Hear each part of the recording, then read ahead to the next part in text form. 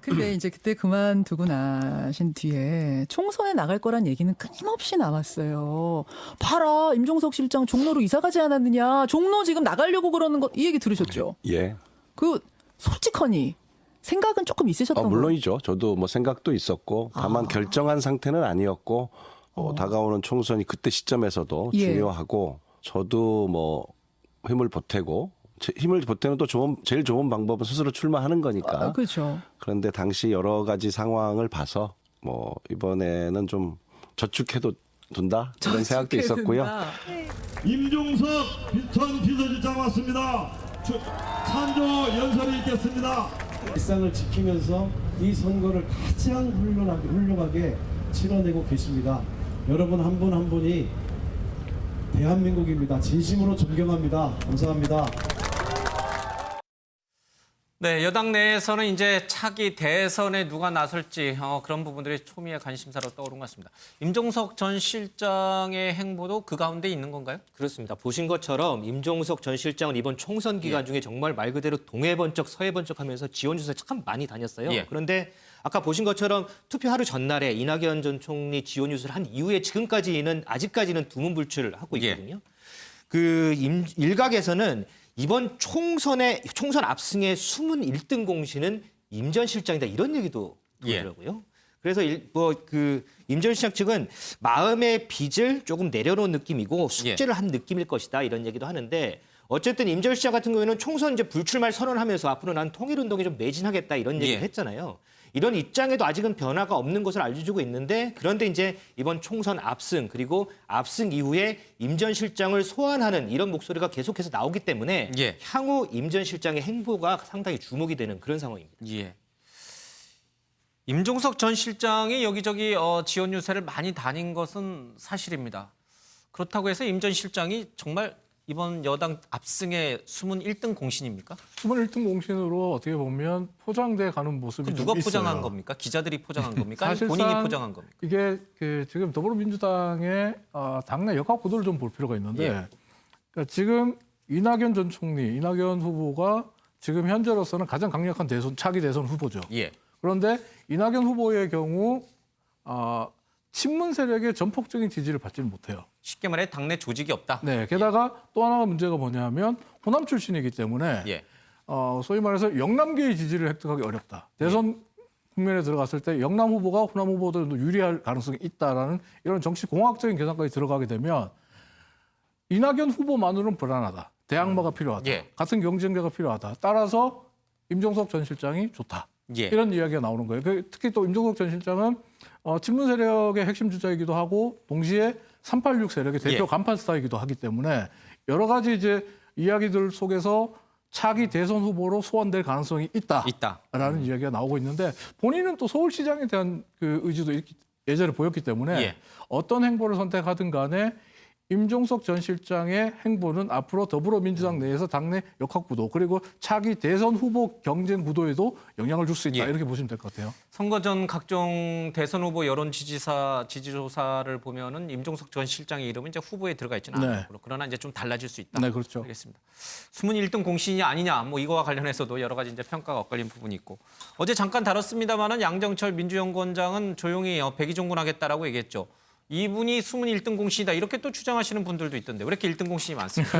일각에서는 또 이번 양정철 원장이 이번 총선을 모두 디자인하고 압승을 이끈 1등 공신이라고 이렇게 했는데 그리고 선거 이후에 이제 선거 끝났으니까 나는 자연인으로 돌아가겠다 이런 얘기를 했죠. 그래서 오늘 민주연구원 직원들 앞에서 고별사를 했는데 새 술은 새 부대에 담아야 한다. 그래서 당선인들을 믿고 나는 편하게 떠나겠다 이렇게 고별사를 했는데 양정철 원장 모습 한번 같이 보시죠.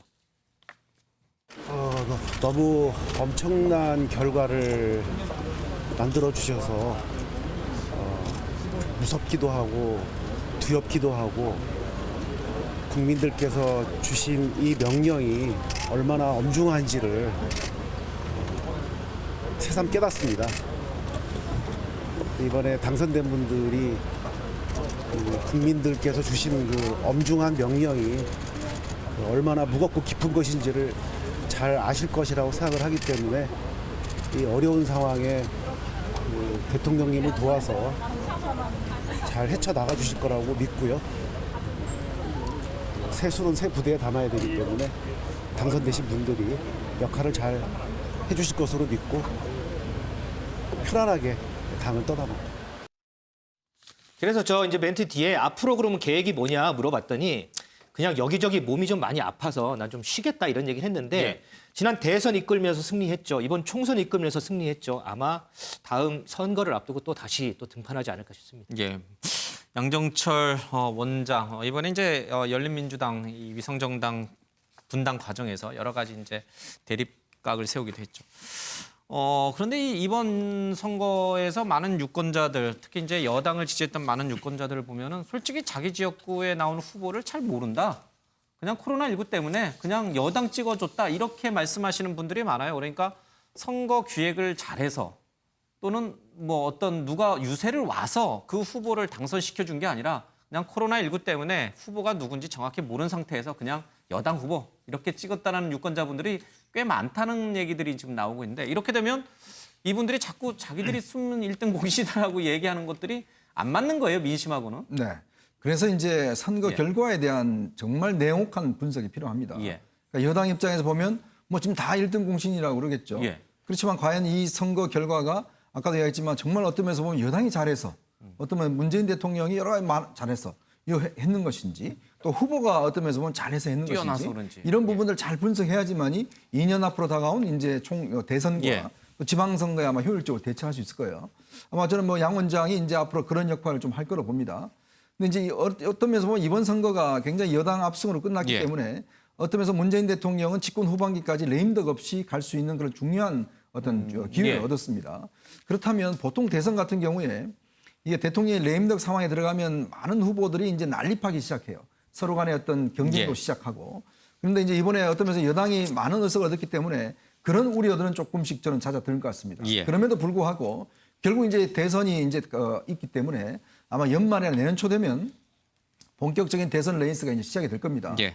그렇게 될 경우에 과연 그럼 이낙연 대선으로 갈 것인지 아니면 대선이라는 게 사실은 어떤 면에서는 정책 상상력이 필요한 거거든요. 예. 과연 그렇다면 새로운 후보가 나올 것인지 예. 아마 이런 부분에 이제 관심이 있을 텐데 실제로 이제 지금 아까 말씀하신 임종석 전 비서장의 예.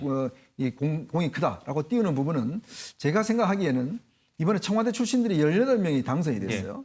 그럼 이분들은 대부분 임종석 실장이 있을 때 같이 있었던 분들입니다. 예. 특히 또 586 출신들이고요.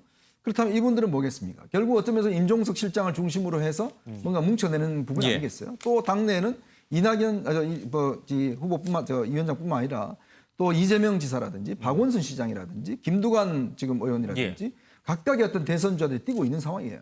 그러면 이제 친문 세력과 586과 그다음에 이제 청와대 출신들과 이 사람들 간의 이제 세력 관계가 이제 형성이 되는 예. 거죠.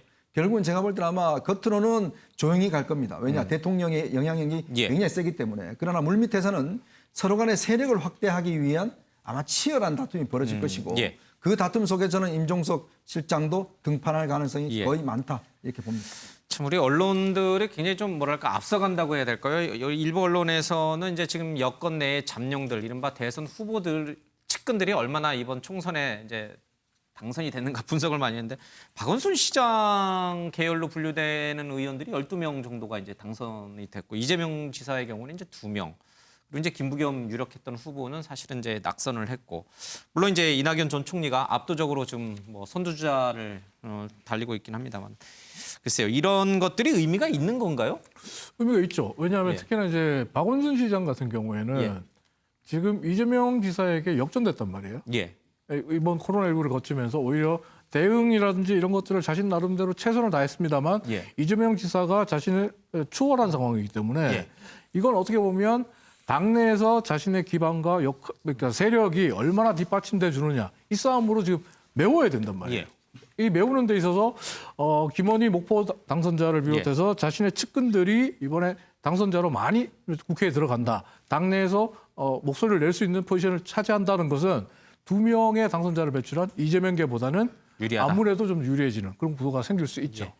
자, 김부겸, 김두관, 이광재, 박원순, 이재명 이제 이런 분들까지도 이낙연 전 총리의 경쟁 상대로 떠오를 수 있다. 알겠습니다. 자, 이 여당은 또 하나의 숙제가 있습니다. 지금 위성정당이 열린민주당을 어떻게 할 것인가, 흡수해야 될 것인가, 아니면은 선거 전에 공언한 대로 그냥 거리두기를 할 것인가. 당내에선 이런저런 다양한 의견들이 나오고 있습니다. 직접 들어보시죠. 뭐 그분들은 참 열정이 강한 분들이에요. 정의감도 강하고 뭐 좋은 분들이신데 이제 지나친 측면이 있기 때문에 우리 당에서 빠지를 못하고 그렇게 됐던 분들인데 어쨌든 열린민주당 분 세 분은 우리와 함께 할 수밖에 없는 입장일 거라 생각하고요.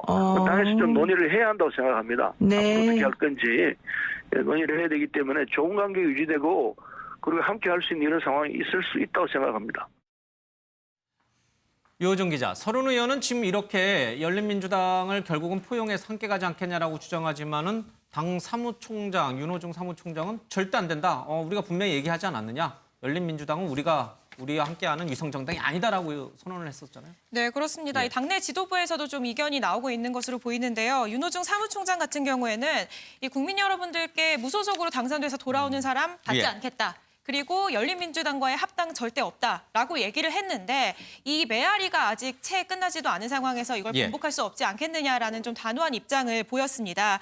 그런데다가 지금 163석, 여기다가 이제 시민당까지 합치게 되면은 180석인데 여기서 과연 3명을 합치는 것이 그 가능성을 생각하는 것이 과연 의미가 있을까라는 좀 입장도 보였거든요. 그렇기 때문에 당분간은 아무래도 이제 독자적인 노선을 걷지 않겠느냐라는 관측이 가능한데요. 결국에 열린민주당도 얘기를 하는 게 민주당 지도부의 의지에 달려있는 일이다라고 직접 밝혔어요. 그래서 당분간은 그렇게 독자적인 노선을 걷겠지만 앞으로 최종적으로도 그렇게 될지는 좀 지켜봐야 할 것 같습니다. 알겠습니다. 어떻게 진행되는지 좀 보죠.